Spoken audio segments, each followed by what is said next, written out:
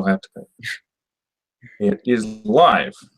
Okay, so this is the first recording that I have made talking with someone for my channel, and I'll probably post some other introductions to the channel, but this is officially the first video I've actually put up there for the general public.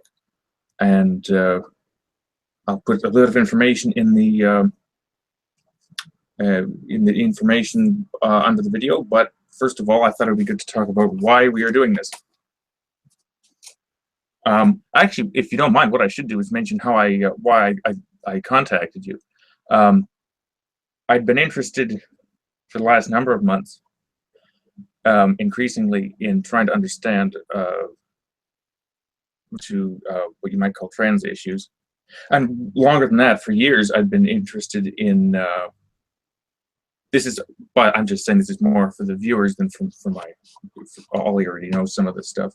But for a number of years, I'd heard on the radio interviews and so on with kids actually who identified as trans, and I didn't quite understand. I didn't at all understand actually what they were going through. I had a little bit of an inkling, but there was obviously something. I wasn't going to dismiss it. But then more recently, it seems like there's quite polarized talk around people in such as Ollie, and so I wanted to have a very reasonable, civilized, frank conversation with someone who could help me understand it. And so when I found Ollie's channel, that seemed to be what he was trying to do, and it appealed to me because I thought that he seemed like someone I could talk to, and even better than that, he actually agreed. So that's how we've come to be talking. Is there anything else you'd like to add? Hi. That's how you're adding? Okay. So I'm Ollie, and I have a YouTube channel that I recently started doing some social commentary on, but I don't plan on that being the only thing I make videos on. Honestly, I'm still trying to figure out who I am as a YouTuber, but my channel's been growing fairly quickly lately, and that's pretty scary. But if you want to check it out, it's Ollie Chadra, C-H-A-D-R-A. So. And I'll put links and so on in this video so that you can get to Ollie's channel easily. Also, I'm hoping that I think Ollie will have a link to this conversation as well, so hopefully people can find out about it from either channel. And to be honest, part of what I'm looking forward to, if I can build this channel successfully, is that as I talk to people, we'll be able to make use of each other's following. Currently, my following is 0, so at least initially, it will be helpful to gain some infamy through Ollie's channel. Right. So I'm famous. Yes. Well, you're a lot more famous than I am right now. Okay, so I don't know if we've already covered this, but any particular answers to why you're interested or willing to talk to me at all? People have some idea why I contacted you. What's in it for you? I just think this is a really important thing to discuss, and not in a debate sense, because I see all these people debating on whether or not trans is real or valid, and I don't really see it as a political thing. I don't think it should be viewed that way. So, but at the same time, I think that people should try to understand it. So, I was pretty happy when you contacted me, and it was pretty cool to know that a cisgender male just genuinely wants to understand, because most people, well, not most people, but a lot of people, when they find out that I'm trans, they immediately have an opinion on it, and I have to hear it. So but I don't get to have conversations like this, especially when they're, what's the word, initiated so directly, if that makes sense. But so I'm looking forward to it. Right. Yeah. Oh, yeah. So if I understand correctly, you mean that in the normal course of life and conversation, you wouldn't get to just directly talk about it. It would be usually awkwardness, discretion. Usually someone will be like, so I have some questions, but I don't want to ask you because I'm worried you'll get offended. That's what I get a lot. Mhm. is that people think they offend me, but I try to, you know, say that I'm an open book. Although sometimes people like phrase questions really not greatly, but yeah, I think people are just afraid of offending me, really, which doesn't make me feel great, but It makes some sense, though. Actually, I'm glad you brought that up, because one of the things I did want to say at the start of this, and I could probably say it at the beginning of any interview that I put up here, is that it's not like it's a natural situation. It's not like it's my business to know anything that I'm going to ask you. Um, and while obviously it's mutually beneficial in this case, you know, out on the street, it would not be entirely unreasonable for someone just to punch me out if I was to ask some of the questions I'm hoping to ask today. And So that's something I'm continuously quite appreciative of, is the fact that hopefully you'll let me ask these questions, though of course you don't have to answer any of them. Um, One thing I was thought was kind of curious with your channel is, if I understood it correctly, there were a lot more videos, and you're constantly culling them so that it's maybe not constantly, but it doesn't go. You started it when you were much younger, correct? yeah. But they're not all up there. Uh, is that right, or did I just not click back far enough? Um, I made my first video in 2011. I think I was 12, I think. Maybe Okay, like, and is that still up yeah. there? Yeah, but Okay. wait, I don't even know. Sometimes the only reason why I keep like old videos like that up is because I'm a very sentimental person, and I feel like I'm kind of attached to my very first video, even though it's really embarrassing. But Mhm. yeah, I'm thinking about I sometimes go like through these phases where I just go through my YouTube channel and I'm like, this is embarrassing. I had to delete it, and I end up deleting like 10 videos. But yeah. There was one There I was thought one I you. thought you. Oh, I'm getting Oh, I'm feedback. getting feedback. Do you have? Do you have? That's very weird. I'm talking back to myself. Do you have headphones? Because that'll get rid of the feedback. Yeah. Just a sec. Okay. I meant to mention that.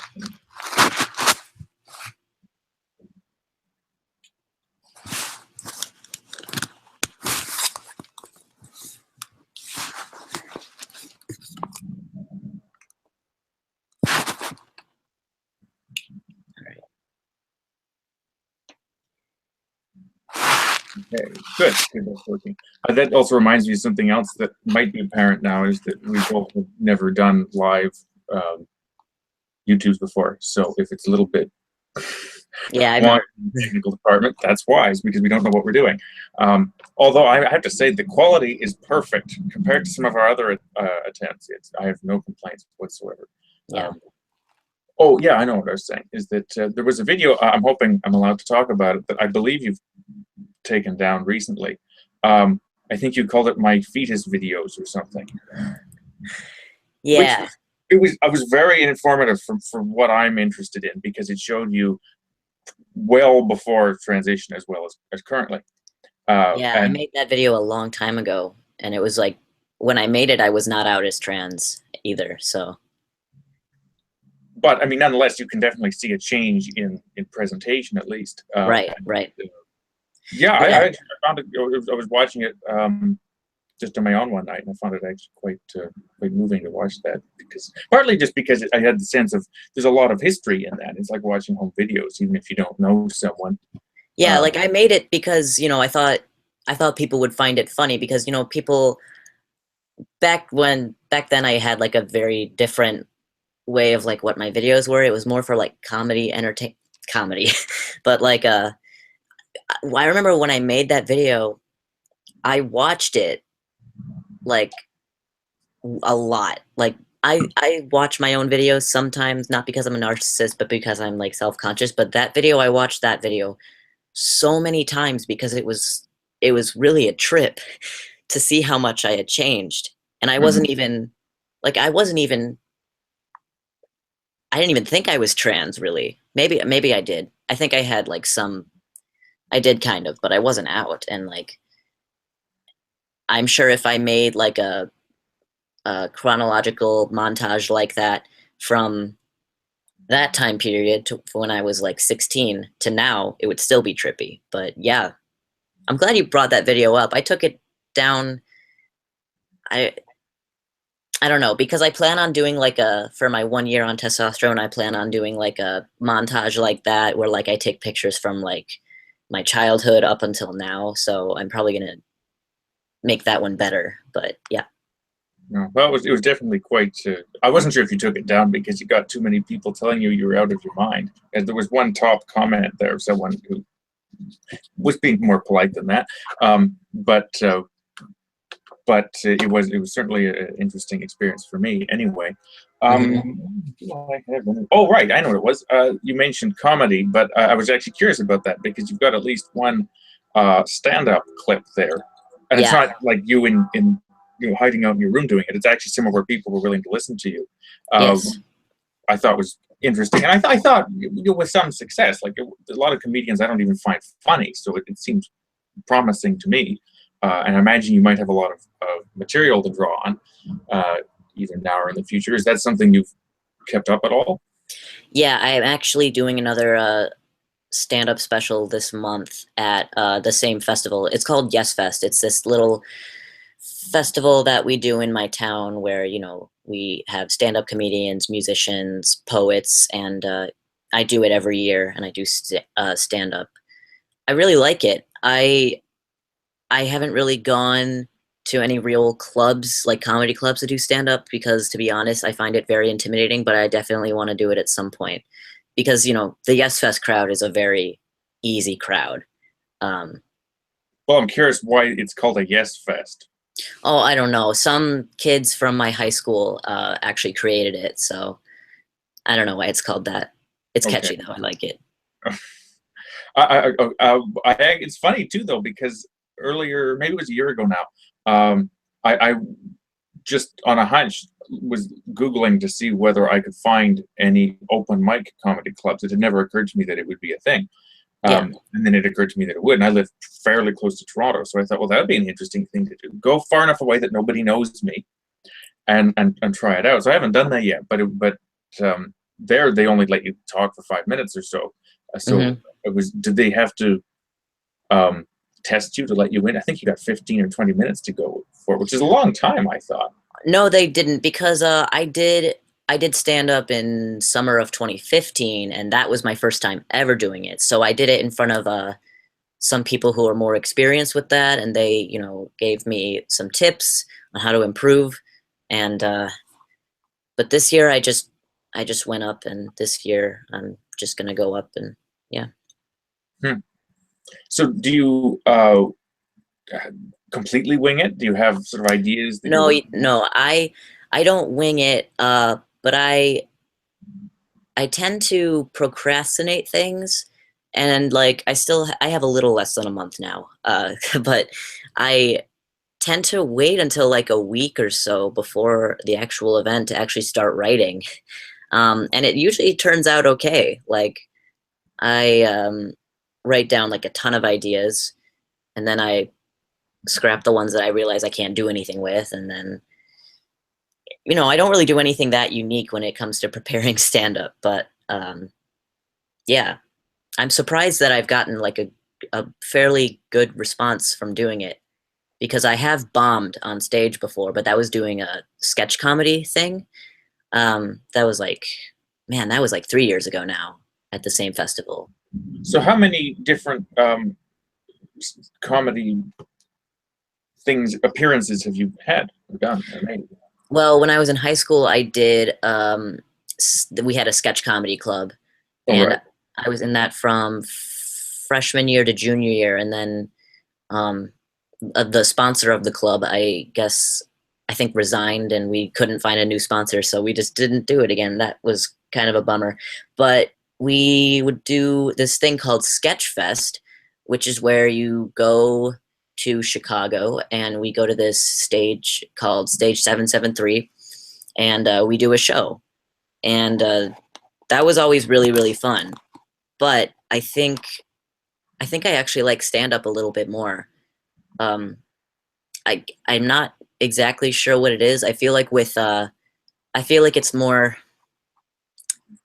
uh, honest, I guess, and I feel like with sketch comedy you have to think more like abstractly about things and situations. I don't know. I just Well, feel like what exactly is sketch comedy then? What's it's when you well, there's improv sketch comedy, and there are like various improv games that you can play, and we would always do that before we would actually start writing. So improv is basically where you just go up with like one or two or three people, and someone will like give you a topic. Just it can be just anything random, like television or something, and then you just have to work on that one word and make a like scenario, a sketch, and you have to make it funny somehow.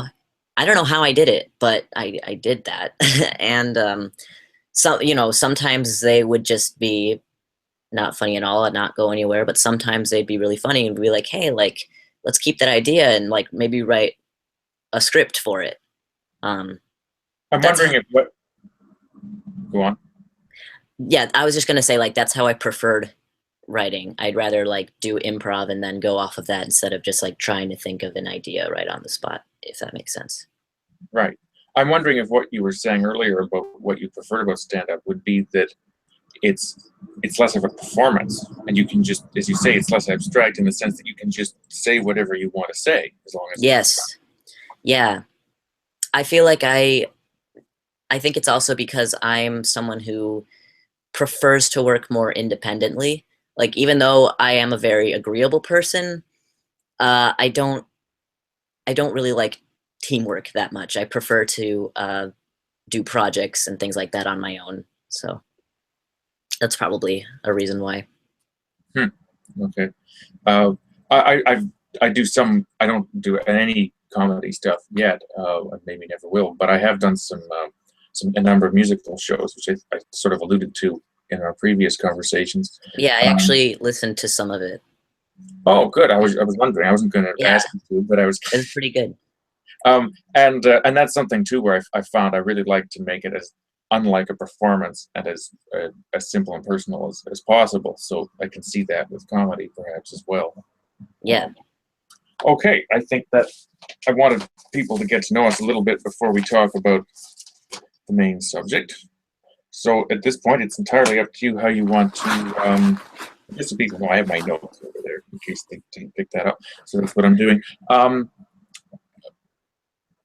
it's open to you how you want to cover the next thing. It's just how, when, why. I'll keep coming back to why. Um, well, I'm not the one that wrote a script. You did. Well, that's the extent of my. No, I don't mean why are you here. I mean why. I mean, I want to leave this as open ended because I think it's useful to avoid labels and so on. But to start you off, what I mean is, I've got Ollie's origin story. Okay, Yeah. so this isn't about the channel, or it is specifically about trans stuff. So, So how I came out, well, or just your experience, whether you want to start chronologically as far as early memories, or I mean, sure.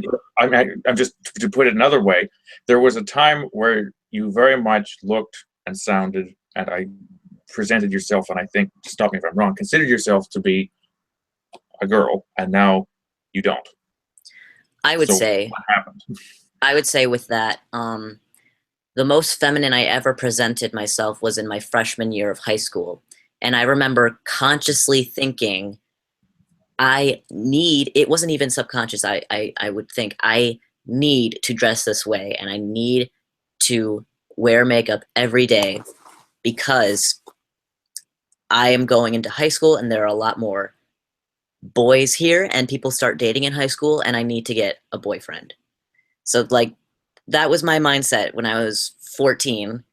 Um, I was I would basically be willing to do anything in order to, be seen as someone who is attractive, not only to, guys, but also um, to girls. And the reason why I made this switch was because in middle school, I was not feminine at all. I felt like I was more, well, for one, I was insanely depressed in middle school, but I didn't really care that much about like my appearance.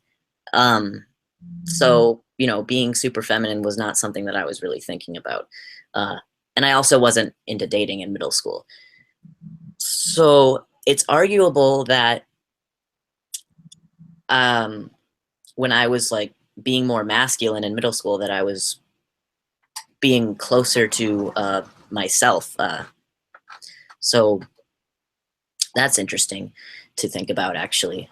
But there was not a more feminine time in my life than freshman year of high school. Okay, but was there a time where you? There, people can watch your videos if they want other specific thoughts, but I've lost track of my question. But was there a time where you? Would you say you've always? Okay, I'll give away one thing. You did mention in one of your videos that people have said that you often said when you were, I think, a fairly young kid, that you wished to be male, or something like that, and that you had assumed you would grow up to be a man. I think Right. So does that mean that it seems like, looking back, you always basically thought that you actually were, or did you ever just not think about it at all, and you well, if you thought about it at all? It's hard for me to answer that, but I know for a fact, I distinctly remember being very young and thinking about my future self. And I always saw this tall, skinny man in a suit, and he was very clean cut and had like a nice blonde haircut side part thing. And like I remember what he looked like. He had a very structured face. It was definitely a man. And like that was probably I mean, there are a lot of signs from, you know, when I was very young and didn't really understand gender, but that's probably one of the biggest signs that I remember, is that. Do you know? You maybe just said this and I missed it. Do you know roughly when that would have been? I was probably 4 to 6 years old, somewhere around there. Okay, that's rather remarkable. Another thing or the big thing that initially got me interested in this was that, having heard 2 or 3, I think, interviews on the radio, I went from being wondering how anyone could be that concerned with what is now called gender identity. That is, because I am perhaps because I am homeschooled. I don't feel that strongly. I'm not aware of feeling that strongly affiliated with one sex or gender particularly. I feel like this is what I've got, so I'm going to work with it. Now that might just mean that I don't notice how I feel. But anyway, so it seemed kind of ridiculous that people would put themselves in very difficult situations in their life in order to attempt some kind of a switch. But then when I heard these people, kids, talking, they seemed extremely sensible, unusually so actually, and humble. They didn't seem to be obsessed with their appearance or anything. But no one, it seemed to me, just asked, what does it mean to feel male or feel female? Now you've given me actually something that is useful, which is just an image that had popped into your head. Yes. And I'm wondering if it is less of a concrete feeling as much as specific instances where something fits or doesn't fit. Yeah, I think it's definitely the latter. Because when I say that I feel male, I don't even really know what I mean. I try to avoid using that language, that I've always felt like a male, because I don't even know really what that means. I've just, you know, it has to do with just in a very innate sense of self that develops when you're, because gender identity in kids, whether they are cis or trans, tends to develop around age 4, which is when I've had the earliest memories of being a guy, basically. I always, you know, I could give you a bunch of arbitrary things like, oh, I preferred to wear boys' clothes and I always played with boys. And like, yeah, that's relevant, but it's like, it's much deeper than that. And it's really hard for me to explain, I'm sure, as you can tell. But it's innate. Like I can't get rid of it. Every time that I've tried to get rid of it, it's still there. Like it's still definitely there, and it'll nag you if you don't attend to it. Um, so I could express myself in any way that I wanted, but it wouldn't change um, my gender identity. Like when I was a freshman in high school and like wearing dresses and skirts and all that, like my gender identity was still male. I just hadn't come to terms with it. So, yeah. Okay, I feel like we're straying into the sort of the conceptual rather than I'm looking for really like personal, visceral. I think is the way to go. So like the image that you had of what you would be like when you grew up. Yeah. Um, it sounds like that's more of the right direction. It may be the case that the notion of feeling male or feeling female isn't a thing, but in a concrete way, that's just a way to express it when I'm talking. But what it actually is personally is a series of, the more I say it, the more I think this is the only way that makes any sense. You just in the course of your life, certain things come up that feel like they fit or don't fit, or they appeal to you or they don't appeal to you. And Yes. so are there any other examples of times where something particularly seemed to fit or not fit? Or, Yeah. yeah. I can think of a couple examples. So one was this one isn't really very specific, but I remember I felt like there were certain parts of my personality that I was uncomfortable expressing because I was presenting as female and identifying as female. Like I felt like there were certain um, it I'm trying to think of like a specific thing, but sometimes I would say something or like make a joke or that was I guess felt masculine, and I was like, oh, I can't say that, I'm a girl, but like I wanted to, like it felt natural to me, so I would have some like embarrassing moments, which probably weren't embarrassing to anyone else but myself, um, where I would say something and I would just feel like I couldn't say that. And I wish I could think of an example, but at the moment I can't really think of any. There were also a lot of times where I felt like where I was worried that people would see me as perverted, even though like I was really intimidated around girls, not because I was attracted to them, because I never really was. There was a time where I thought maybe, but I never really was attracted to girls. The reason why I was nervous around them was because I felt like they thought that I was trying to like creep on them, even though I never was. So a good example of this would be in like middle school locker rooms, where I mean most people feel uncomfortable in locker rooms at first, but I felt like I felt like I did not belong in there. Like I made sure like not to make eye contact or not to look at any of the girls except for just at their eyes. Yeah. But I was always really really worried that like they would think that I was looking at them, which I feel like is not really a normal worry to have for a straight female.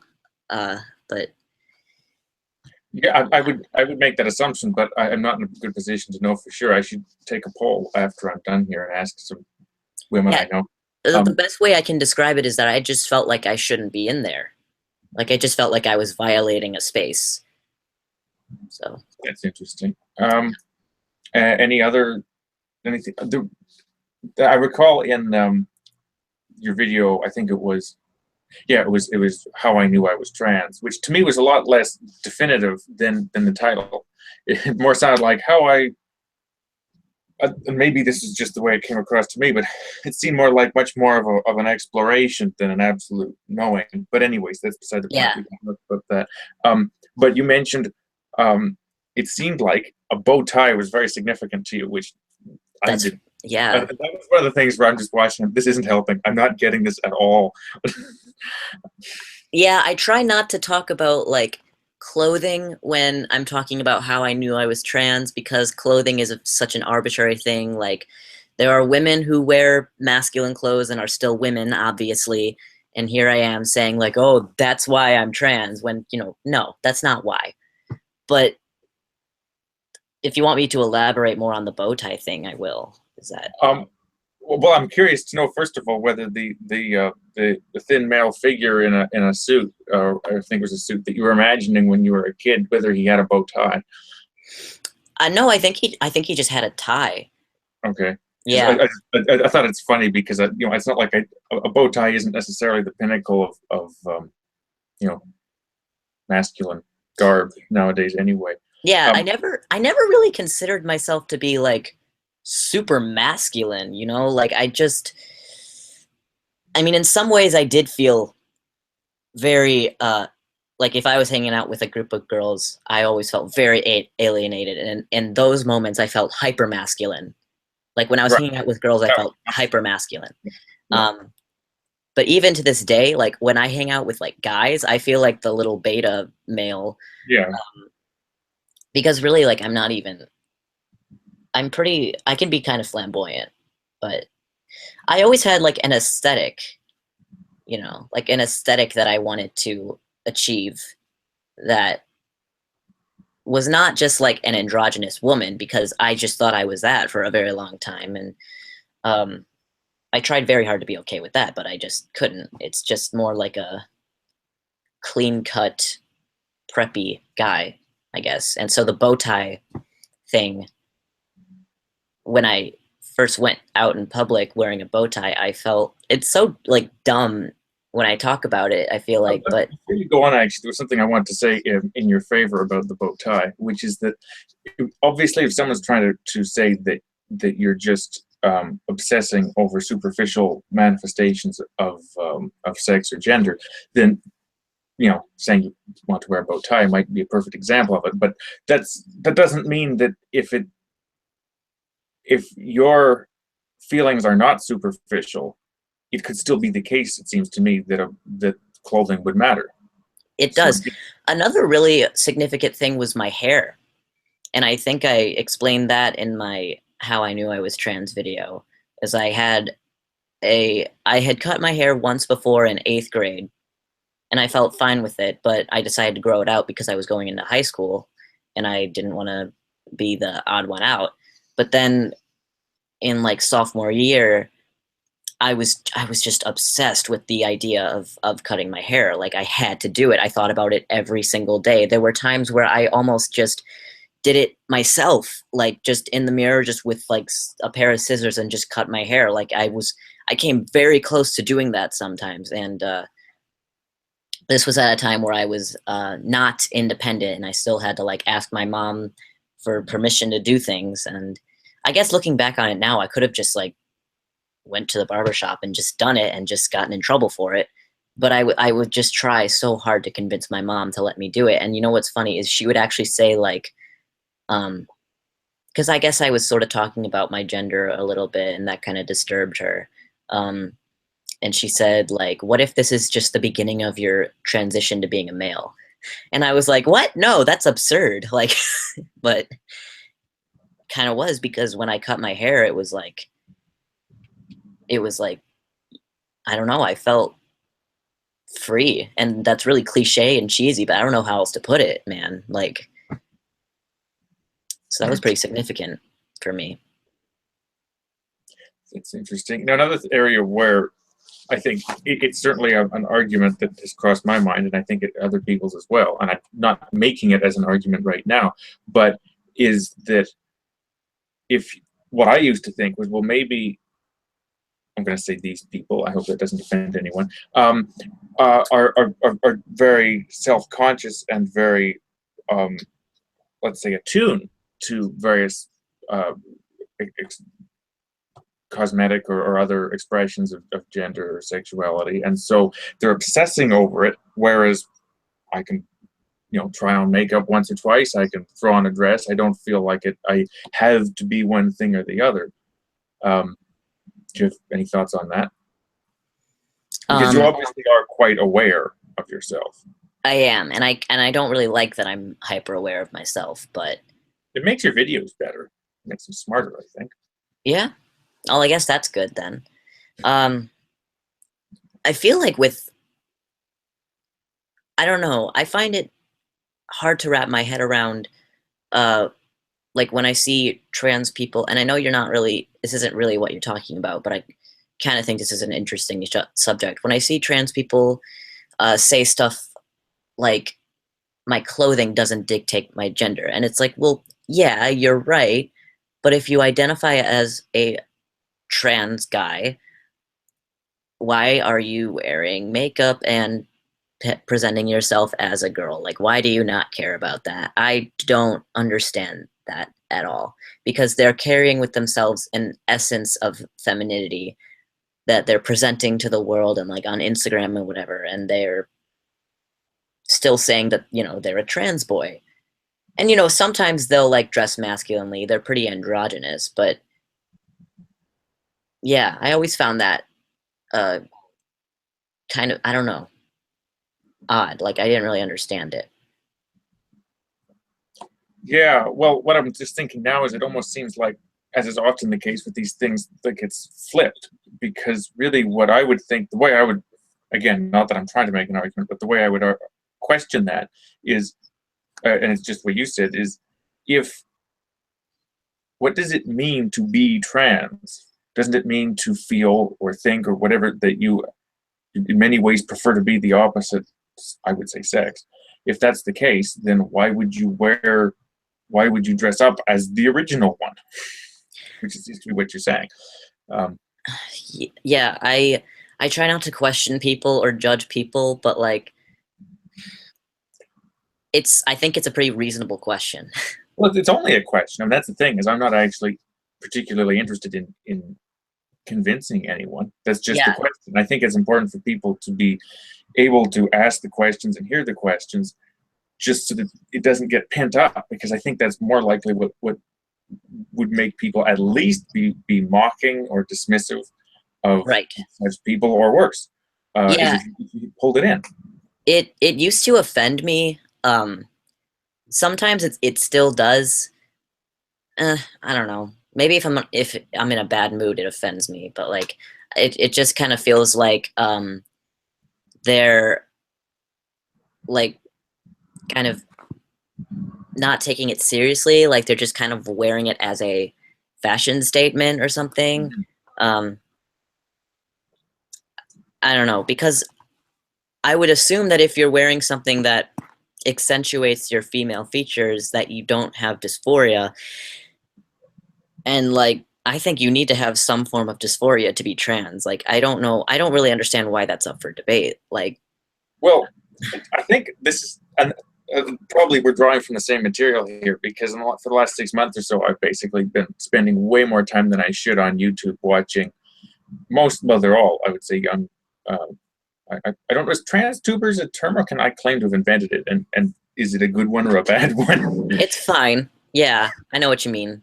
But anyways, and other people commenting on them, and a lot of it seems to be people commenting on each other, and I have to wonder if it actually goes anywhere. But anyways, that's sort of an issue that comes up, of course, and it seems like they've got it backwards again, because they say things like, "What do you have to be trans to be?" Well, first of all, it's almost like you say you want to be, which seems like a peculiar position to be in. You are what you are, but if I'm losing my thread, I was just trying to build on what you were saying. But it's if you want to be the dysphoria thing. If you don't have the dysphoria, then why are you doing anything? Why wouldn't you just present yourself as you were born? Um, that's the thought. It's just as simple as that, I think. Yeah. Oh, not to say that I'm right. That's just the way it comes across. There are there are two different types of dysphoria as far as I'm concerned. One of it is physical, which for example, I have dysphoria around my the breast tissue on my chest. Um, that is physical dysphoria. Social dysphoria would be if I was out in public and I was wearing a shirt that was maybe a little too tight, or my binder was showing like, a slight lump on my chest area and someone referred to me as she or female, then that would cause social dysphoria. So you can, most people experience both to some extent. I experience both, but I have worse social dysphoria. Actually, you know what? That's debatable now. I'm not really sure, but I just wanted to note for people who aren't as obsessed with this stuff as I am that a binder holds your breasts in, right? right. Yeah, I watched a lot of one of your videos, completely confused about the subject before I figured out that that's what you were talking about, because you were just talking about binders. It said binders and boys, and I thought it was something totally different. Yeah. But anyway, well, that leads to actually something I want to talk about more generally, because one of the things that I think is perhaps useful for some people in understanding this is that I think it's quite natural. Well, first of all, I don't know how I'm going to categorize this, but at one point, this video was going to be part of a series titled Unusual People. And one of the things I thought of generally, because about the category of unusual people and how it seemed to me society tries to deal with it badly, is that it's easy to mistake, or at least people do mistake, a natural awkwardness as being more serious. So I could be awkward about this. I think a good example. I could be awkward because someone's missing a limb. It doesn't mean I have anything against them. It doesn't mean that I think it makes any consequential difference in terms of fundamentally how we deal with each other. It just means that it's unusual. It might be off-putting a bit. It might be alarming a bit, especially maybe for a kid. It might be interesting.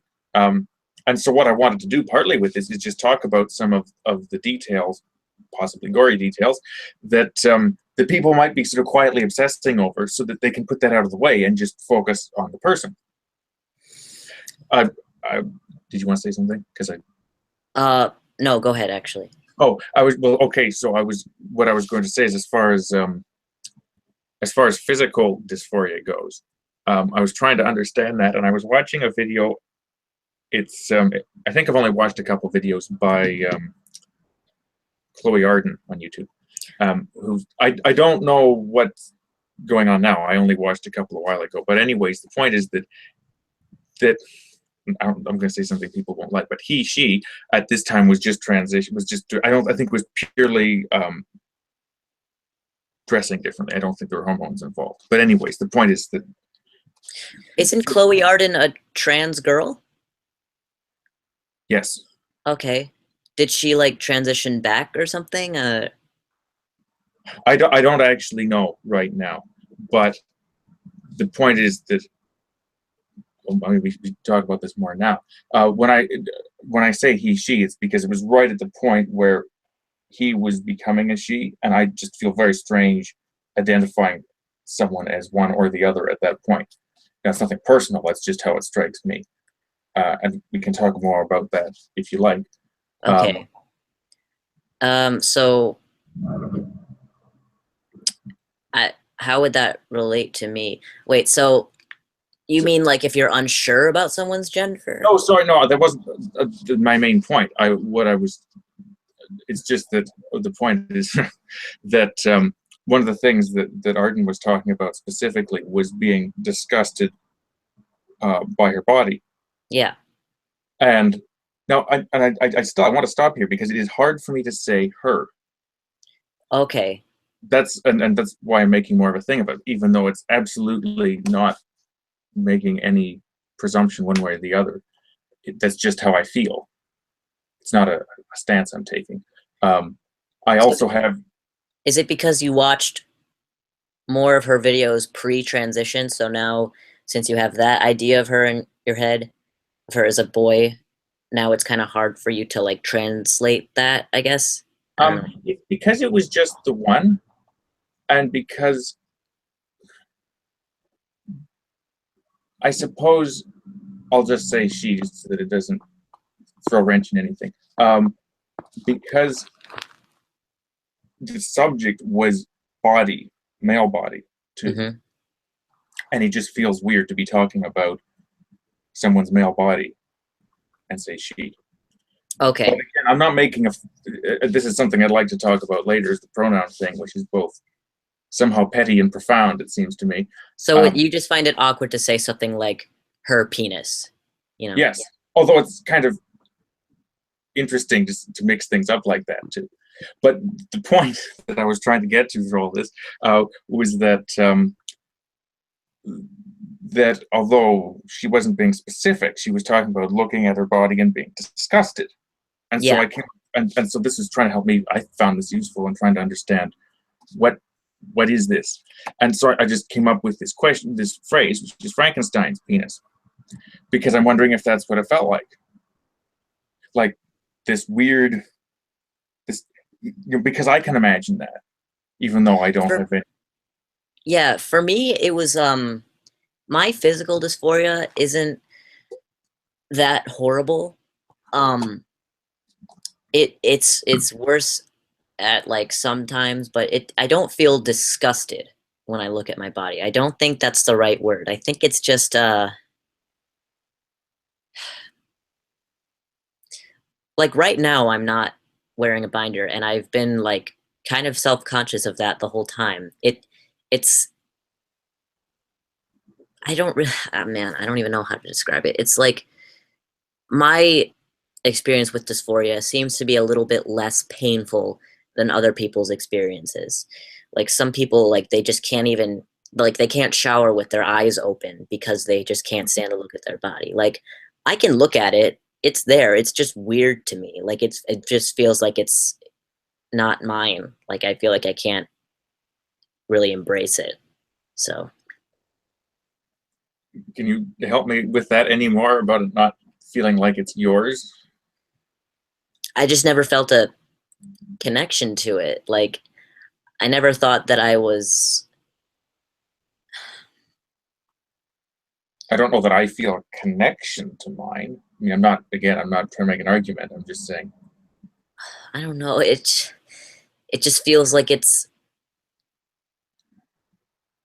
I guess I live up to that, very stereotypical trapped in the wrong body narrative, because that really is how I feel. I know some people take issue with that phrase, but it it does kind of feel like you're trapped, because I can't do anything about this. Like I can't get rid of it. I mean I can, but it's very expensive and it's a long process. So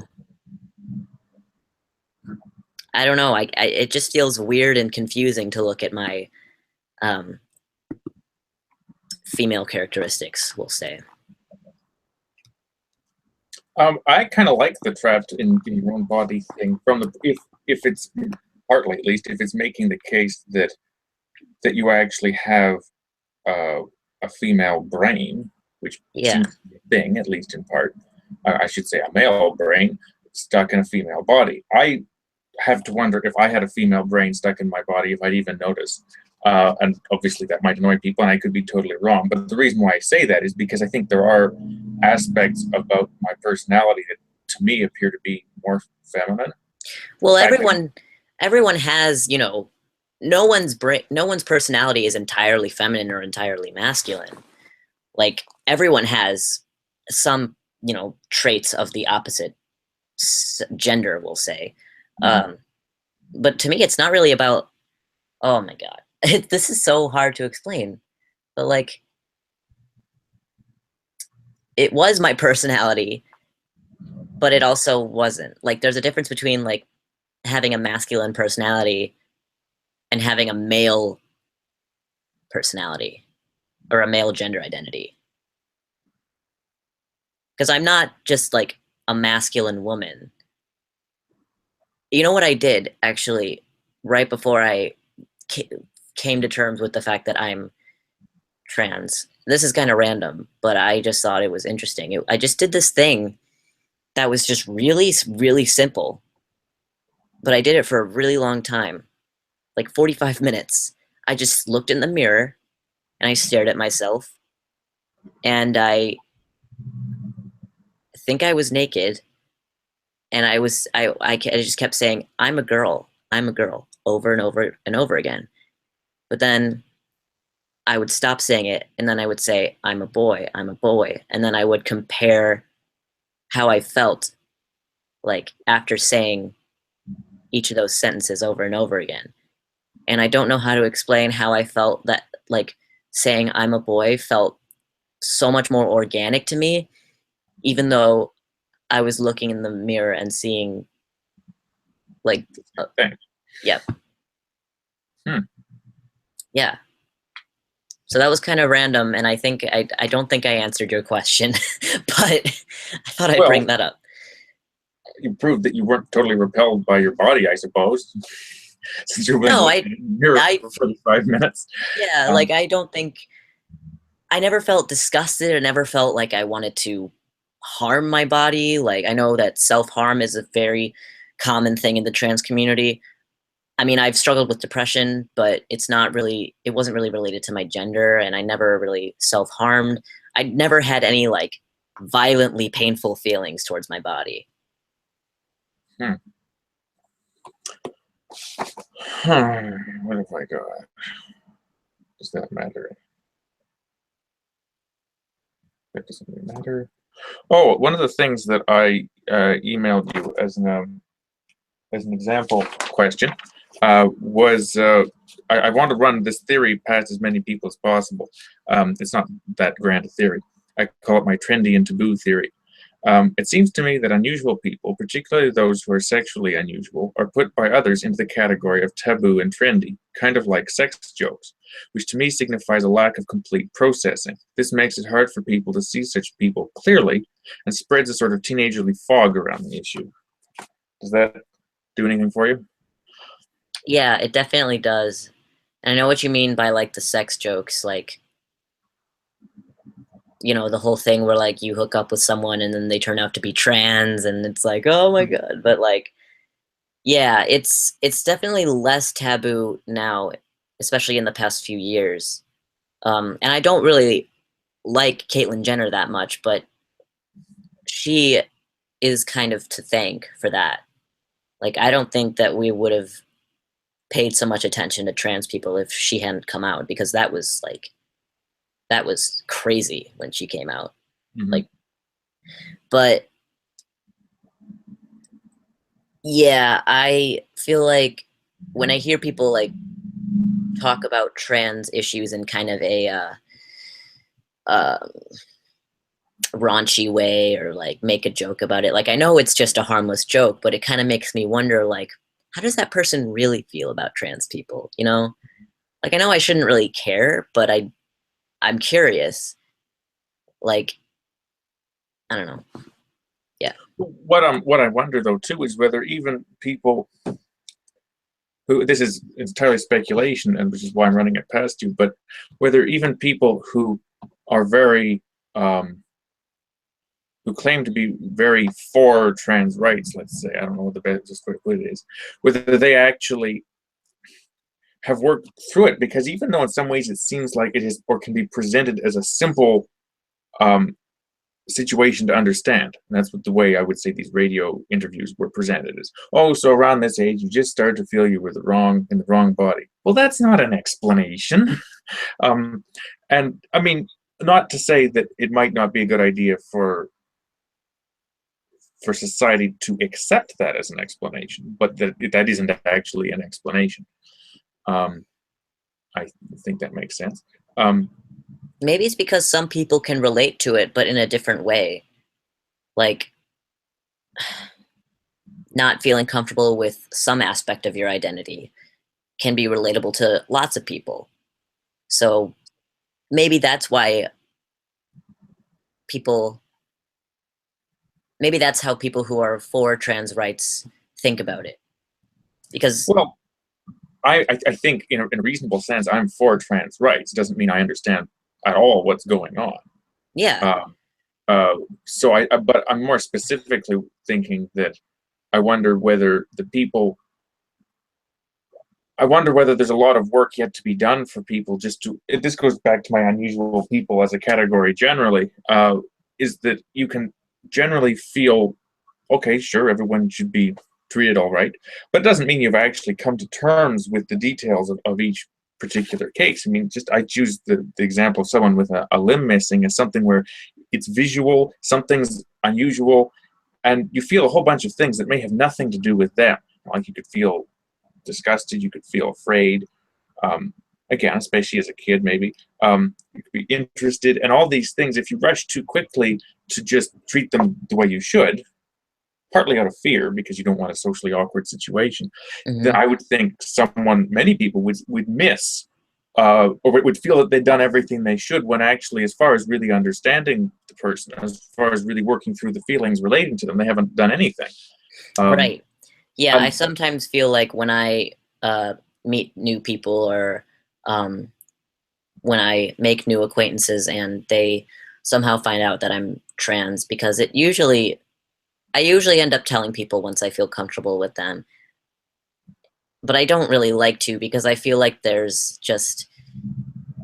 they immediately have a lot of questions that they want to ask me, but they won't, because they're worried that they'll offend me. And honestly, like, I think it's really good to ask questions, because I don't want to be seen as your trans friend. I just want to be seen as your friend. So if you have, burning questions that you want to ask me because you've never met a trans person before, then by all means ask them so we can move on from that awkward feeling of not really knowing what to make of me, I guess. And that what you've just described is exactly both what I was, or a major part of what I was trying to express there, about, because it makes it hard to, there's a quote, it makes it hard for people to see such people clearly, and spreads a sort of teenagerly fog around the issue. Okay, well, never mind the fog, but and that's what I found really useful with my last, I'll say, 6 months of binging on these videos, is that I am actually starting to see the people, and a big part of that is being able to argue with them rather than being afraid to. Yeah.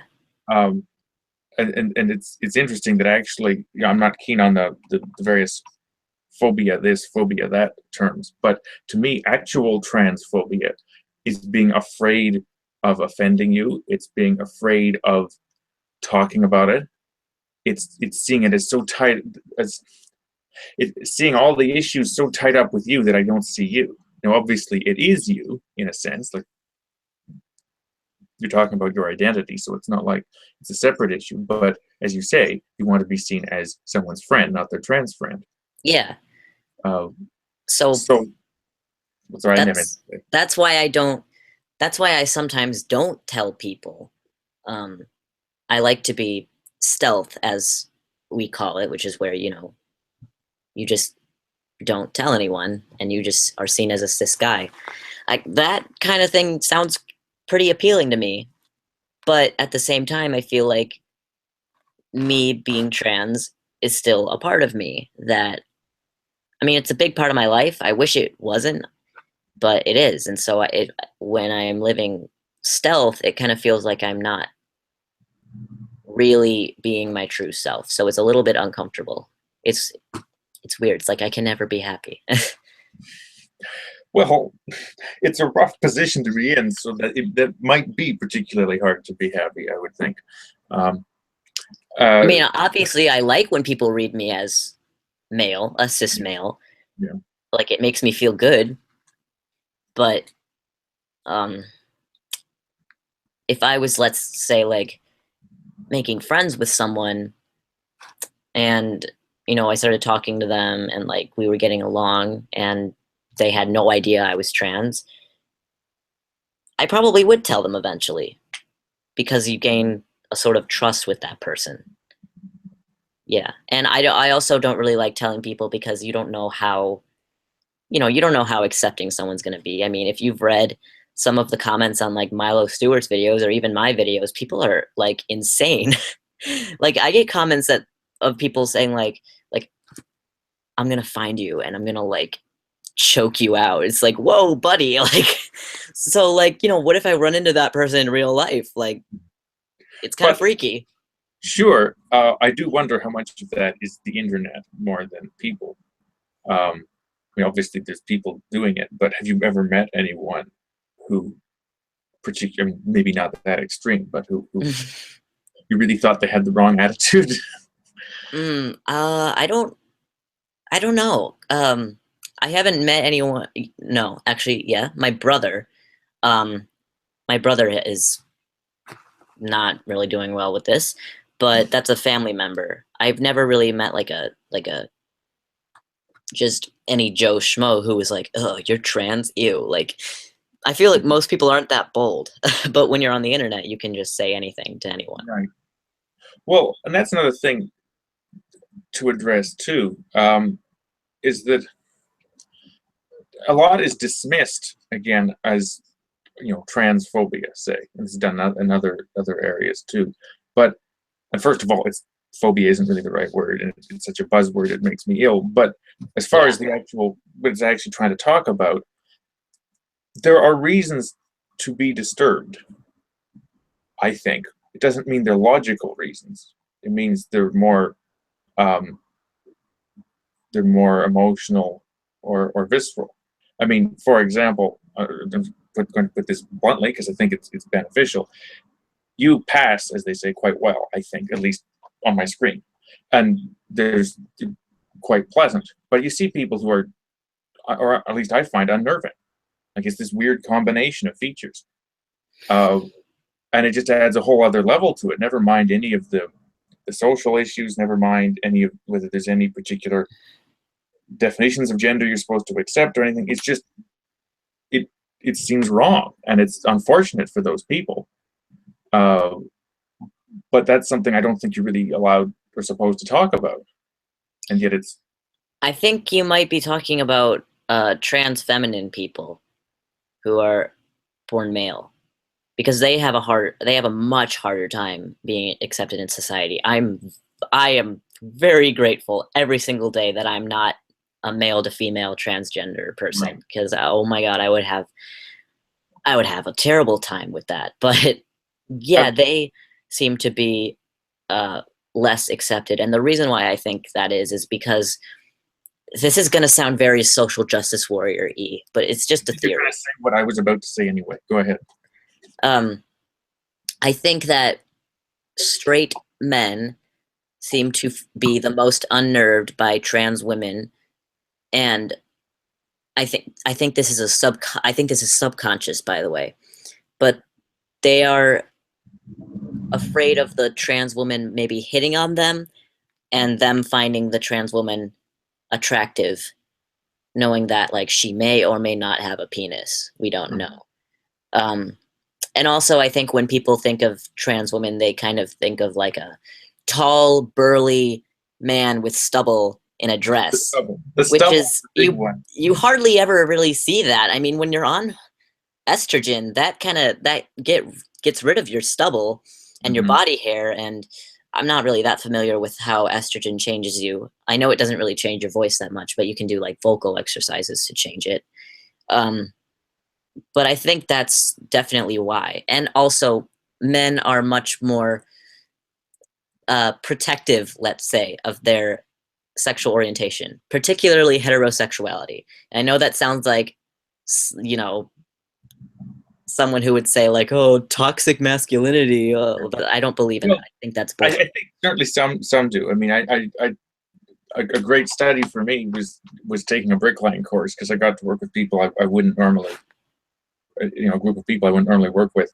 And well, actually, and even on a construction site too, it seemed like a lot of their jokes had to do with setting up a description of a situation to make it seem like a couple of the guys were gay. You know, such and so and such and so were working out back. I don't know what they're really doing. And that was part of it. Now, that doesn't mean that they took it seriously too. I don't know. But yeah, I think I would more or less agree with what you have said. I thought what you were going to say is that also women may be more harshly judged by their appearance anyways. I mean, that's just out there in the culture. That's an assumption. And I do think it's true, partly because I think men in general, not just straight men, are more visually oriented. Yeah. Yeah, that is true. They are, on average, more visually oriented. Another thing I think that adds to trans women having such a hard time, God, I'm so glad I'm not a trans woman, is that I lost my train of thought. Oh, well, like gay men are still sort of ostracized, and I still feel self-conscious around straight men, and I obviously I love straight men. Like I don't have a problem with straight men. I'm not like a die cis scum kind of person. But I do feel self-conscious because you know, you always hear these men saying like, dude, stop being gay, like stop being such a little faggot and like pussy and all that. And like that's me. I'm a fag, okay? So I feel self-conscious of that. But then when you take that, I suppose, to a new level and you transition to being a woman, a lot of men, some of them might not want to admit that, but a lot of men just find that absolutely shameful. Like that is just that, like to a lot of men, that is just the epitome of just a disgusting person. And that is unfortunate because they don't really, you know, they don't know the person. Like a man meets like a trans woman, or anyone really meets a trans woman, it's like I think it's even more of a um I think it's even more like apparent to them that like that's a trans person. People see me and like maybe they hear that I'm trans and I'm like and they're like, "Oh, okay, like that's interesting," but they still see me as like other than that. But I guess people find trans women more shocking. Yeah, it does make me think too. There's another thing I thought of with I don't know how. One of the things with the internet is you can look at something and it looks like it's a prevailing view, and I wonder if two people hold the actual view. But there's been a bit of buzz on Twitter, and I'm hoping that people who will watch this, a number of them won't actually be a part of any of this, so they won't necessarily know what we're talking about. But I'll try to explain as I go. It seemed to me that at least the corner of Twitter that I've been occupying is a buzz with Riley Dennis these days, and who I'll just say is a trans woman with perhaps somewhat controversial views, and one of the things that she'd said at one point was that it was, or I think at multiple points, is my impression, was that it was transphobic to say you would not date. Well, I don't date a trans person. I think probably specifically this was targeted at straight men, but I don't know that. It's targeted towards straight people. Okay. Or people who, you know, and gay men and lesbians, really. Yeah. It's everyone. It's nice to be inclusive, anyways. But anyways, my answer would be, I don't, not that you need to hear it, but is no, I'm not transphobic. I'm penis phobic. Exactly. Like I think the whole thing is just ridiculous because there's this YouTuber named Ariel Scarcella, and I find her kind of annoying. Like she's a lesbian and she's kind of awkward when she talks about like trans issues. Like she once had a trans guy on her show and she was like, "So you still have a vagina? Like do you have vagina pride?" I was like, "Oh my god, like oh, this is cringy." But she made a video saying like, "Look, I like boobs and vagina. I don't like penis. Get over it. Like it just that's my preference. I can't help that." Mm-hmm. And it's like, yeah, I mean it's fairly objective. I mean, I wouldn't be completely opposed to dating a trans person. I mean, that's a little bit too much trans for me. But like you know, White, yeah. Blair White seems to be fond of saying that it's just that she's complicated enough. And Yeah, exactly. Obviously I'm not transphobic. Like what the hell? Like every time someone accuses me of being transphobic, I'm like, okay, all right, I give up. Like well, that goes into the whole excessive politically correct side of things and arguments against, possibly, which I don't know if I want to get into in this video, because I want as many people as possible to be able to watch this and find it useful. And if we spend too much time presenting a particular view, although we may share views on that, it might put people off. But yeah, that just seems a little bit, it just seems approximate. Like, find out what the person actually thinks instead of just dismissing it as being this phobic or that phobic. yeah. And people actually have reasons for thinking things, and I'd rather know what they are rather than dismiss them so quickly.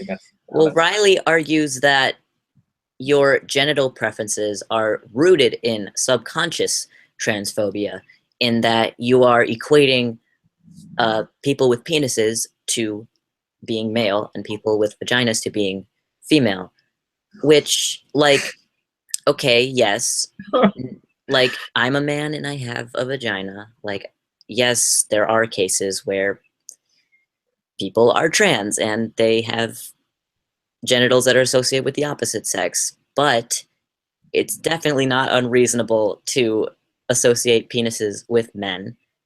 But I don't think they're rooted in just associating penises with men. Like, if you, let's say you're with a trans woman and, you know, she looks very feminine, but she hasn't had like bottom surgery. But she has like boobs from the estrogen and her voice is like really sexy and like you guys hit it off and like, but you may not want to like have sex with her because you don't like penises. It's not that you don't like her. It's not like you don't like that she's trans. It's not that you now see her as a man. I mean, maybe you do, but you just don't like penises. Like, that's literally it. All the trans stuff aside, you just don't like dick. Like, that's it. Well, it seems to be trying to, and this is more broadly when people seem to hastily come up with a label like transphobic. It's I think I lost what I was going to say, but it's they're taking a position of feeling perhaps vulnerable and offended, and wronged, misunderstood, and then they're inferring into other people that the motivations that would allow them to continue feeling that way. It's rather than actually. I'm getting a bit muddled here, but I think you get what I'm saying. No, yeah, you can't just say how other people feel. Like, well, and it's paranoid to assume that it's the worst possible reason. yeah. And Riley kind of does this thing where she tells you exactly what you think and why you think that way. And people do not like that. That's why people do not respond well to her. I've only seen watched a few different YouTubers, but it seems like it's a problem with the format that a number of people take, perhaps especially with response videos where they're criticizing something. Who's going to watch it? Are they really going to get their enemies to watch the thing and change their mind as they're being told exactly what's wrong with them? You know, the way I look at response videos, I don't really like the idea of me doing one because, I mean, I've thought about it, but I would not do it as a performance because the way that a lot of these people do it, even Blair White, it's like that's what she does. Yeah, it's a performance. Like, she puts on, you know, she's being herself, but she's very sassy and very catty, or like someone like Hunter Avallone. Ugh. But like, he'll just like call people fags and dykes and cucks and whatever, and his fans are like, "Oh, you're so funny!" Like, it's a performance, really. Like, yes, he does actually argue with the person, but I don't know. It's more of like an entertainment outlet than an actual like political discussion. Yeah, I think, and I would apply this to Blair White's videos too. I think they are largely for her fans, and the value in them is it slowly stretches the way some people might think about something. It makes it thoroughly talked about. It's helpful. It was helpful to me, for example, the video that she made, which was transgenderism is a mental illness. That was a good video. Well, what I liked about it, although you could say that it was really, it's a perfect example of where you say, okay, there's content there, but you're presenting it in a way that's going to be extra horrific to people who disagree with that. Right. She's very controversial. I like that she says tranny, because when I first heard her calling herself a tranny, I started calling myself a tranny, and I like reclaiming that slur. I don't know. It makes me feel good. Well, and Theron Meyer does that too. Right. It's like the Canadian Blair White, basically. I like Theron. She's different from Blair, though. She's much more nice. Yeah, she's a little bit more liberal than Blair, I would say. Yeah, I don't know. I haven't done too much. I haven't watched all of either of their videos. And I really haven't looked too much at the political stuff, partly just because I'm just starting to get somewhere in sorting out my own political thinking. I don't think I'm a very political person fundamentally, and I don't want to take a position against them or find it hard to watch them just because of something political that they think, because I don't think I don't know if there's a necessarily a connection between someone's politics and their personality, but I make that connection, and I'd rather just assess the personality and leave the politics out of it. Yeah. I know we're live, but just give me exactly 2 seconds and I'll be right back. I just have to turn on a light switch. Okay. That's fine. I like it informal.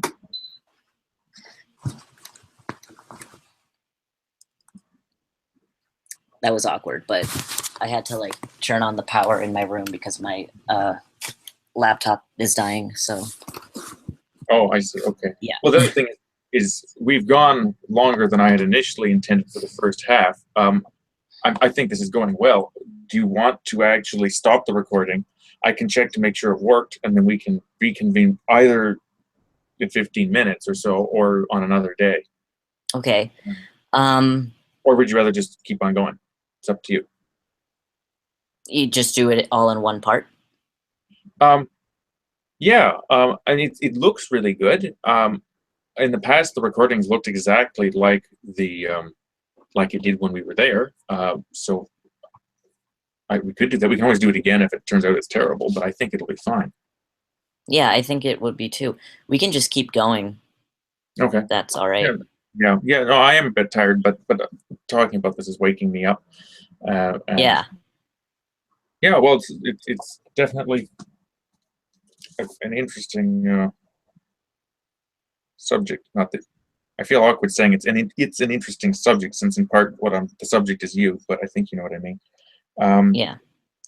I've got all these pages. The subject isn't me. The subject is just transgenderism as a whole.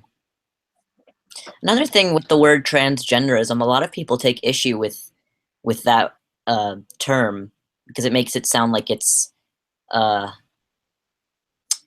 a religion or like a disorder or something.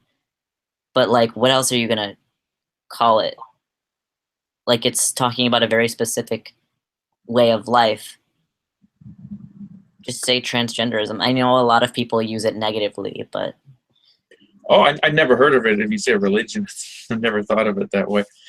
I guess one of the things I forget is just how genuinely conservative people are, how much more they are genuinely conservative compared to me. I mean, I don't think of myself at all as conservative, but I thought, at least on this issue, that I would have a fair bit of understanding.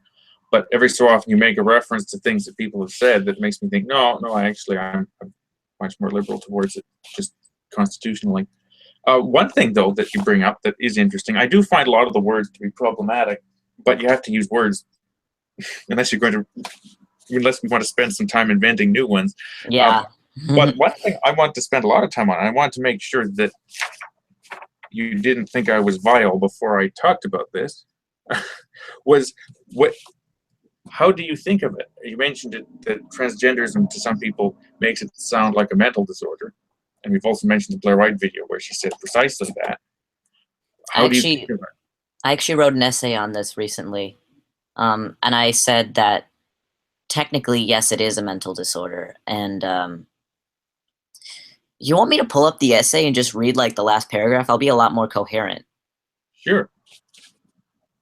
Yeah, I think I said like technically it is a mental illness, but there hasn't been any other treatment for it. Like there's no pill. There's no that's been proven to work. That's not just straight up conversion therapy. I've actually looked into conversion therapy for myself. That's hard for me to admit, but it happened, and I couldn't find anything.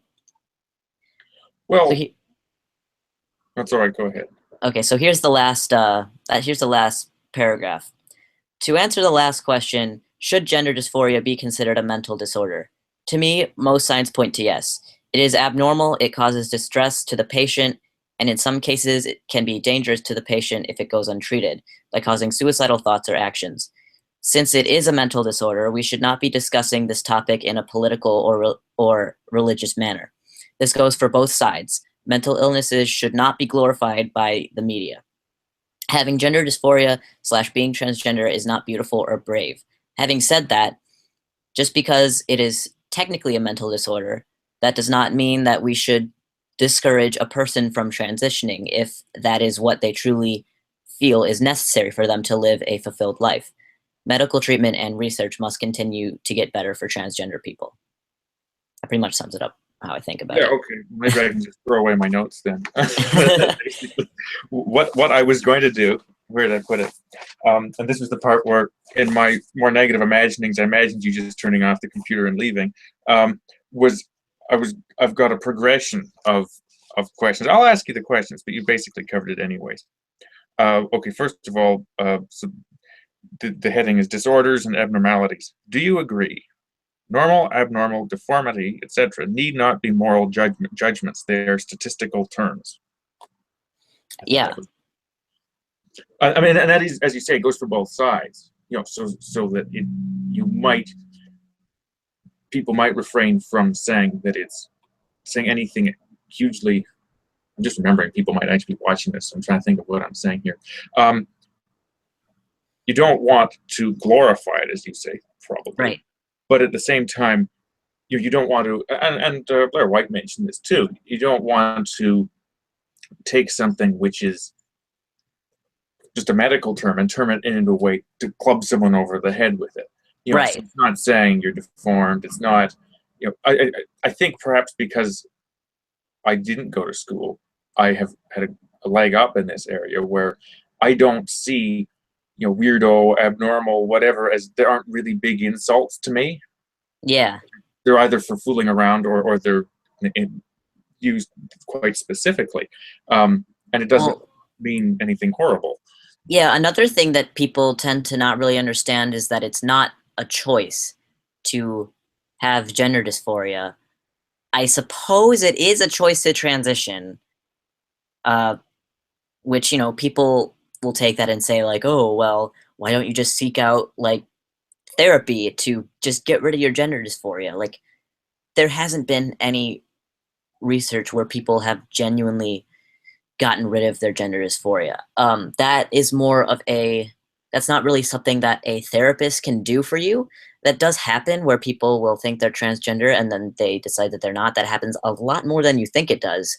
But that is more with like the person coming to terms with themselves. It's more of an individual thing. Like there was this YouTube channel of this girl who used to think that she was a trans guy, and she was on testosterone for like 9 months, and then she decided that she was not, and she makes videos about it, and I kind of steer away from them. I have been watching them, but the reason why I steer away from them is because the whole idea of me being like, oh my god, I've made a mistake, really scares me. Well, yeah, I mean, yes, I would think so. And I have heard, I haven't looked into it much, but that there are people who detransition, as it's Yeah, called. and Yeah. as I do seriously doubt that I will go through that. Like, I can't be positive. I listen to these people and they describe dysphoria the same way that I felt dysphoria. They say that they felt it since they were kids, and all these signs were like the same things that are happening to me. And like, you know, it sounds like they're trans, but then they decide that they made a mistake and go back. For me, detransitioning sounds like a nightmare.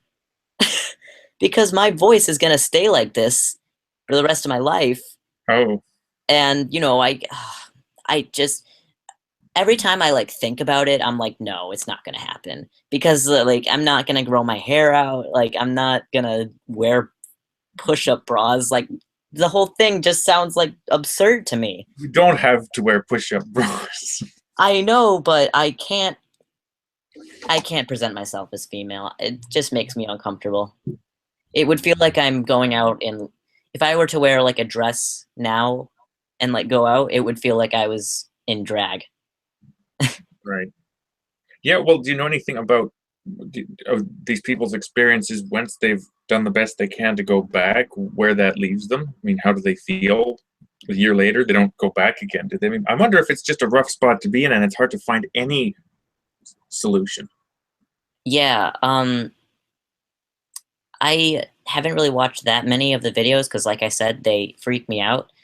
But most people seem like they're okay, like mentally with it. Like I thought, honestly, if I would find out it was a mistake, that like I would just give up. Like I would, you know what I mean?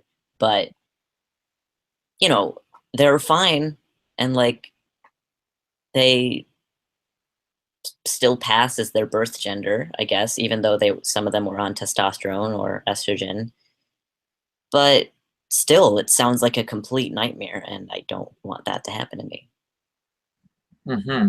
I don't think it will, but Okay, so following the basic idea of normal, abnormal, and deformity being statistical rather than moral judgments, how do you feel about the following? Is there a point at which you find these questions to be offensive? Is there something unusual with regards to your sexuality or gender? yes. Okay, it's like a checklist, right? Is there something disordered with regards to your sexuality or gender? uh, yes. This can be a personal opinion. It doesn't have to be with a Yeah. medical. Is there something dysfunctional with regards to your sexuality, gender? In some ways, yes. Okay. I was curious because I thought a lot of people would see that as a series of questions that I should not ask. I mean, you can ask me anything, but like, I don't know what dysfunctional would look like. Like, I'm thinking, I wouldn't say it's dysfunctional, no. I just don't know what that would look like. Well, the reason why I put dysfunctional in there is because, at least at the extremes of, let me make sure I talk about something where I know what I'm saying. It seems to me that one of the extreme directions that I'm going to say gender theory. Not that I've looked up anything about gender theory. Just tell me if I'm really out to lunch here.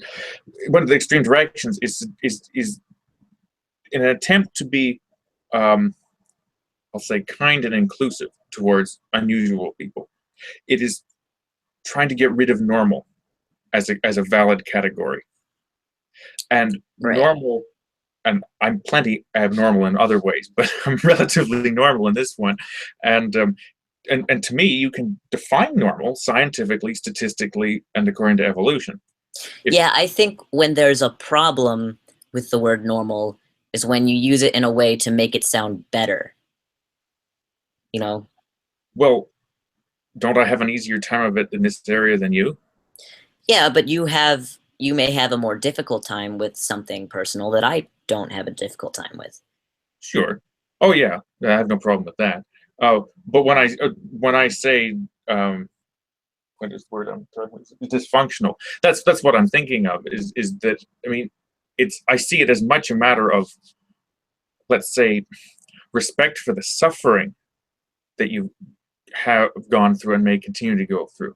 It does make my life more complicated and more expensive.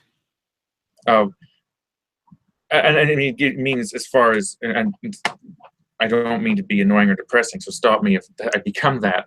But I don't need to tell you that it removes I believe removes the possibility of having kids in any, from a biological point of view, whether, and that may not be important to you, but it does. And Yeah, that is the one thing that makes me sad about transitioning. That's the one thing, is the kids thing, because I still picture, like, I really do want to have kids, and I know that I can still find ways to do it, but like I still just automatically think of me having biological kids. And what's weird is, like, I still kind of picture myself, I mean, not really, but like I was raised to believe that I would give birth. And so that's kind of stuck in me. And I still have like maternal instincts. So I'm kind of sad that like I can't have biological kids. Like I plan on doing like surrogacy and like, you know, use like my partner's sperm and like put it in some other chick, and like then it can like kind of, but it's still like not, yeah, but it's still like not my, I mean, I was thinking like, okay, maybe, I know it sounds weird, but actually a lot of people do this. Like maybe my cousin can carry my baby because she still has some of my genes in her. right. But that kind of went off on a tangent there. Yeah. Well, no, it doesn't. It doesn't. I was just trying to see whether I can see how terms like dysfunctional or abnormal can be tremendously perhaps unpleasant, especially if someone's trying to be hurtful with them.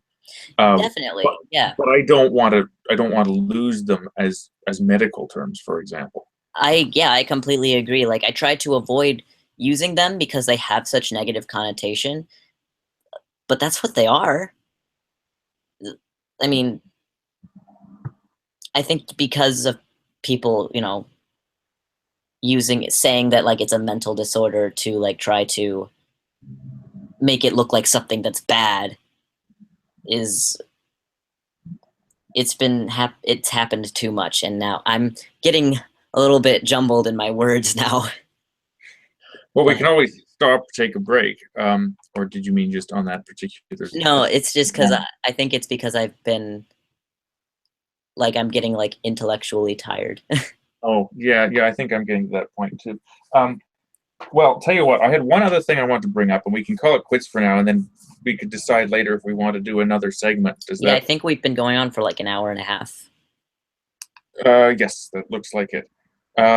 There was something you said to me in a Google chat that I thought was quite notable, so I've copied it out here, pretty much exactly the way you said it, and it really seemed to remind me of why I wanted to have this talk and others like it, because it seemed to be suggesting how people can get this wrong. Okay, so this is what you said. Those I think I corrected maybe one typo, but anyways, let me know if there's a problem with how I've typed this up. Those who are reasonable transgender people are the least visible. To me, that's a huge problem. It seems like the trans community is just a clump of moody teenagers who kick and scream until they've achieved a social utopia, because that's what they are. Because they are most open about being trans. Not that there's anything wrong with being openly trans. When I first came out, I felt like I was automatically thrust into the SJW community, and for those who don't know, that stands for Social Justice Warrior. And I had to avoid the right at all costs, which actually almost felt dehumanizing in a way. They're all obsessed with saying you're valid. This is not the conservatives now, I imagine. They're all obsessed with saying you're valid and beautiful and important, which is nice, I guess. But I know that already. I don't need to be told that my gender is valid 20 times a day. There's a lot of stuff in there. I sounded kind of arrogant at the end there. You don't need to tell me I'm beautiful. I know. Yeah, well, I was going to talk to you about that. Yeah. No, it's people can like they can be very patronizing about it. Like, oh my God, like you sweet little boy, you are just so valid. And like it seems like they're obsessed with like your gender and like making sure, like they just want to make sure that like, that like your gender is valid. It's like, yeah, I don't. Well, what it makes me think of is that they're trying to convince themselves. Maybe that's actually, yeah, that's a good point. I never thought of that. I said I wasn't going to talk about PC, politically correct stuff, but this is making me want to, and that was the reason I included it, because I'm wondering if it's been noted a number of times that I'm trying to think of how to classify it so that the most people will understand it. I've come to it as described as political correctness, extreme left political liberalism gone haywire, what is social justice warrior thinking, whatever you want to call it. I don't know enough to be particularly critical of any large group, but have noted that what starts out being tolerant seems to become ironically intolerant. Yeah. And that it becomes actually generally the opposite of what it set out to be. Yeah. And when you say that, it really sounds like it, because I think it would make me feel worse to be told that I was valid and that I was beautiful, because why are you telling me? Yeah. The part where I said like I should avoid the right at all costs, I don't know. I think that has to do with like my personal life, because my family is conservative and I was raised Christian, and Ooh, I didn't realize that. Okay. Yeah, so I had I was actually really religious in 7th grade, and then when I was in 8th grade, I became like an annoying atheist. Like now I'm not really sure where I stand, but I think that feeling partially came from like my personal experience in my life and from, other people in the community saying like, and a lot of conservatives are very outspoken about their opposition to queer people. So, but I know people on the right who are in my family who are totally fine with me, as far as I know. Maybe they don't really get it, but they're not someone I feel like I need to avoid. Right. So you initially you said I had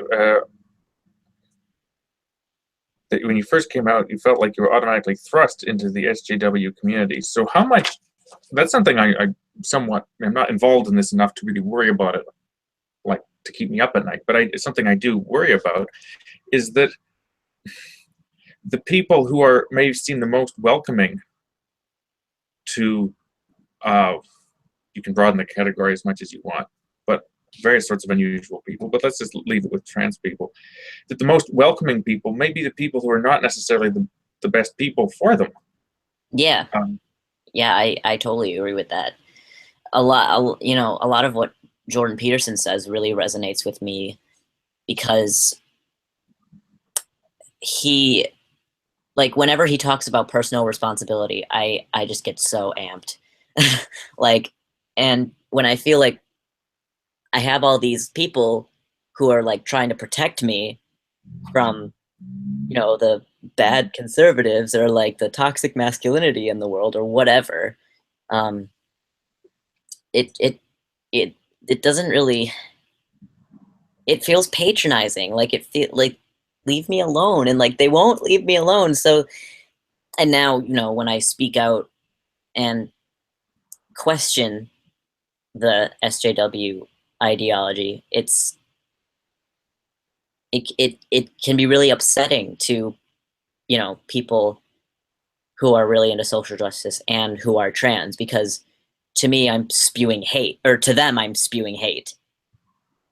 You hear that term all the time, like spewing hate. Like, what You does hear a that lot of mean? terms. You think I'm just sitting here and be like, I hate gays? Like, that would be spewing hate. Yeah. Jesus. Well, yeah, the number of terms, it really, I mean, there are terms from all over the place, both political sides, non-political sides, religious sides, and they all make me sick. Yeah, I'm Because so tired of hearing it. there's so many terms. I would be interested sometime to try and come up with a vocabulary that could be used to talk about, let's say, oh, I don't know. I'm trying to think of the category. If I was going to have my own approach to social justice, let's put it that way, it would be nice to cover some of the same issues, but to use new language. Yeah. Like the amount of For- times that I've heard the word valid being used is insane. Like people are obsessed with saying you're valid. Like, I don't know. Well, my feeling, and this is purely from picking it up through the internet, I think, because I don't know that many people, or I don't know if I know any people that would fall into this category, but my feeling when you say something like them being obsessed with saying you're valid, it's the same as messing around with getting rid of normal and so on. They're at the same time that they're saying that the categories don't apply and that the gender in the most extreme form is whatever you want, and they're almost not seeing biological sex at all. They seem really obsessed with the categories. It's like they're trying to get rid of them because they're so obsessed with categories. Yeah, I think if you're someone struggling with gender dysphoria, you don't need people telling you you're valid or that you're invalid from either side. Like you don't need other people. If you're struggling with gender dysphoria, you need to focus on yourself, and that can be really difficult. Like you kind of seek out validation from other people, but it's really not what you need, because you don't need someone saying like, oh, just suppress it, like you're a man or you're a woman, you're not trans, but you also don't need someone saying like, "Oh yeah, you're totally trans. If you want to be, go get the surgery right now. Go do it." And like, that's Well, really distressing for people. that was one of the things also that I really wanted to know is, in your experience or from anyone else you've heard of, is it hard to find anyone to talk to, either a therapist or just a person, who will just try and help you figure it out? I talked to my therapist about it, and she's very non-biased when it comes to these kind of issues. Um, so really, she's the only person I feel like I can talk to about it and feel like she's not gonna try to persuade me one way or the other what I should do. Um, I was gonna say something else, but I no, yeah, but like the whole SJW side, like they'll deny it, but like they are totally glorifying trans people. Like they're totally making them look like angels who can't do anything wrong, which is not what I want to be seen as. I just want to be seen as a normal person living my life. I don't want to be seen as like a perfect little baby who needs to be protected. I find that I find that very patronizing, and I don't know why other trans people seem to not find it patronizing. I don't know. Maybe they do. Hmm. I had one last. I thought I had one last little question. I don't remember what it was. Um, I just wonder whether it would be actually useful for people to have an organization or something that specifically was devoted to being um, open-minded, just for trans people to talk to, or people who think they might be trans to talk to, so they can try and figure things out. You're not particularly pushing any view on them one way or the other. Well, there definitely are, and I feel I've been to a couple groups like that. Like I've talked to people about my gender who I guess specialize in that, and I don't feel like they're saying like, "Oh, you're." I don't. I feel like they're not acting that way towards me. I feel like they're pretty objective. Although have I do have a pretty funny story about. I went to Howard Brown, which is where I go to get my testosterone and my needles, and so I had to make an appointment, get my levels checked, and pick up my needles and everything. And my doctor came in, and it was definitely a biological woman, like you could definitely tell. But her name was Aiden, and I was like, okay, this person's probably non-binary. So since I'm pretty agreeable, I asked what pronouns should I use for this person, and they said, I go by they them pronouns or soar like dinosaur. I shit you not, with a straight face. They said that, and I was like, wow, I've never actually met someone like you. I didn't say that, but no, but this person, like they kept trying to convince me that I should up my dosage, even though like they didn't even check my levels yet. Like she was like, "Are you sure you want to just stay at point two? Like, do you want to like you don't want to be like super buff? Because if I can boost you up to point five and you can get super buff, it's like I'm fine. Like, I don't know where she got that from. So I felt like she was kind of overly enthusiastic about my transness. But then again, like she should be used to it because she works at Howard Brown, which is like you know mostly known for helping like trans people. So she sees trans people all the time. It's the people who like don't see trans people that much, and when they do, it's like they're a unicorn. Mm-hmm. But that was just a funny story that I should tell you. I can't believe dinosaurs can get MDs now. So she actually meant, I'm saying she, I don't know if that's a horrible thing, but anyway, I thought you would, that the soar dinosaur business was, dinosaur was just to illustrate, but you think that she actually meant that's what the soar was short Yeah, for dinosaur? yeah. No, she's like otherkin.